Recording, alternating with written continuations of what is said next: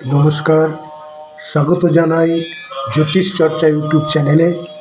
আজ বলবো তুলা রাশির 2024 সনের জুলাই মাস কেমন যাবে। স্বাস্থ্য নিয়ে কিন্তু এই মাসে বেশ চিন্তার কারণ আছে, খুব সাবধানতা অবলম্বন করতে হবে স্বাস্থ্যের ক্ষেত্রে। 12তম ঘরে রয়েছে কেতু, সেই কারণে হঠাৎ দুর্ঘটনা, অর্থদণ্ড, দুশ্চিন্তা, মানসিক কষ্ট, দুঃখ পাওয়ার মতো ঘটনা ঘটতে পারে।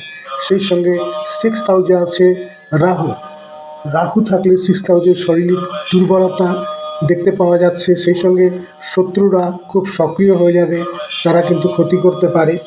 এবং 8ম ঘরে 12 তারিখ পর্যন্ত মঙ্গল থাকছে। হাই ব্লাড প্রেশার, মাথা গরম হয়ে যাওয়া, পেট গরম হওয়া, মাথা গরম করে কারোর সাথে কোনো তর্কে জড়িয়ে পড়া, বাগবিতণ্ডা, ঝগড়াঝাটি ইত্যাদির সম্ভাবনা দেখা যাচ্ছে। সুতরাং পুরো জুলাই মাস মন মেজাজ ঠিক রাখতে হবে এবং স্বাস্থ্যের দিকে বিশেষ নজর দিতে হবে। এবারে বলবো তুলা রাশির জাতক জাতিকার বিদ্যাভাব কেমন থাকবে। আমরা 4র্থ ও 5ম ঘর থেকে বিদ্যার স্থানকে দেখে থাকি।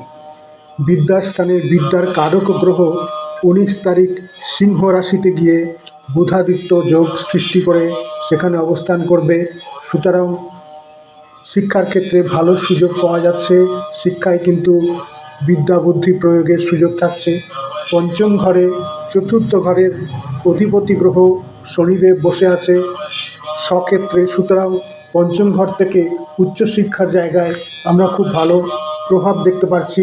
প্রাথমিক ও উচ্চক্ষেত্র দুই ক্ষেত্রেই আমরা বিশেষ সুযোগ দেখতে পাচ্ছি।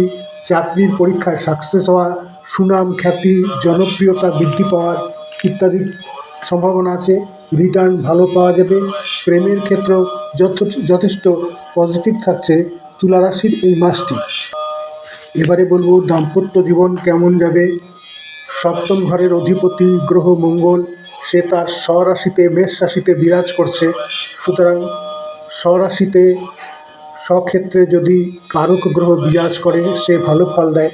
সুতরাং এখানে কিন্তু শুভ ফলের সম্ভাবনা আছে।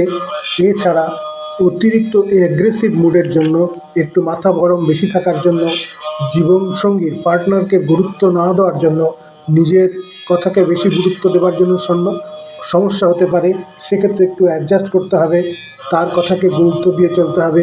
ব্যবসায় কিন্তু ভালো ফল পাওয়া যাবে, একটু পার্টনারের সাথে অ্যাডজাস্ট করে চলতে হবে।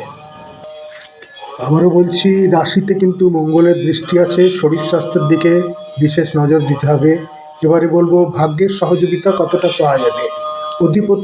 ভাগ্যের অধিপতি গ্রহ শুক্র এখনই নিজস্ব স্থানে বসে আছে। সুতরাং ভাগ্যের সাপোর্ট কিন্তু পাওয়া যাচ্ছে। ক্রিয়েটিভ কাজে দক্ষতা বাড়বে, সেখানে রবি এসে ক্রিয়েটিভ কাজের দক্ষতাকে বাড়িয়ে দেবে এবং নাম যশ সুনাম ইত্যাদি পাবার খুব সম্ভাবনা আছে। নিজেকে কাজের মাধ্যমে প্রকাশ করলে ভাগ্যদেবতা কিন্তু খুব সহযোগিতার সঙ্গে আছে। এবারে বলবো তুলা রাশির কর্মভাব কেমন থাকছে। এখানে 10ম ঘরের অধিপতি গ্রহ চন্দ্র, সে শুক্র এবং রবির সাথে আছে। 19 তারিখে এসে বুধ সেখানে এসে হাজির হবে। সুতরাং অনেকগুলো ভালো গ্রহর একত্রে সম্মেলন, ত্রিগ্রহ যোগ সৃষ্টি হচ্ছে।